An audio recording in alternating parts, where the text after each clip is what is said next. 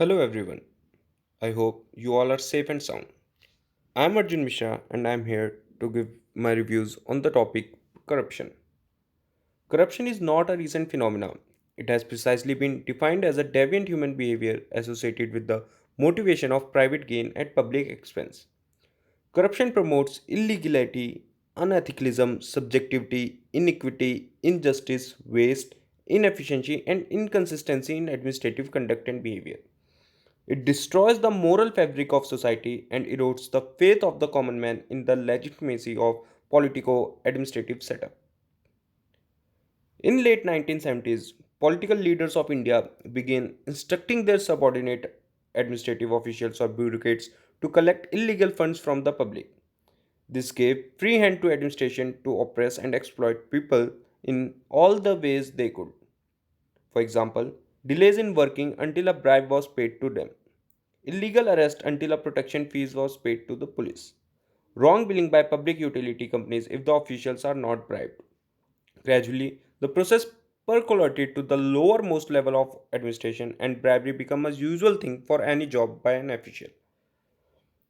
Corruption is one of the worst enemies of business because it can result in far reaching consequences, including total closure of the company. The vice can be perpetuated by an individual or a group of employees within a business organization.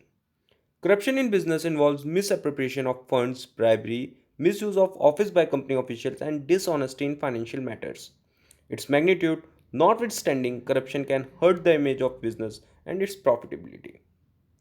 The effect of corruption on business are the inefficiency of a business, resources are lost, weakened development, and increases in crime. Heavy fines, damaged reputation, and jail sentences are the problems that recent scandals prove that corruption in business don't always bring profits. Almost a fifth of executives surveyed by E&Y, the Big Four, claimed to have lost business to a competitor who paid bribes. More than a third felt corruption was getting worse. Corruption distorts, makes markets, and creates unfair competition. Companies often pay bribes or rig bids to win public procurement contracts. Many companies hide corrupt acts behind secret subsidiaries and partnership, or they seek to influence political decision making illicitly. Others exploit tax laws, construct cartels, or abuse legal loopholes. Private companies have huge influence in many public spheres.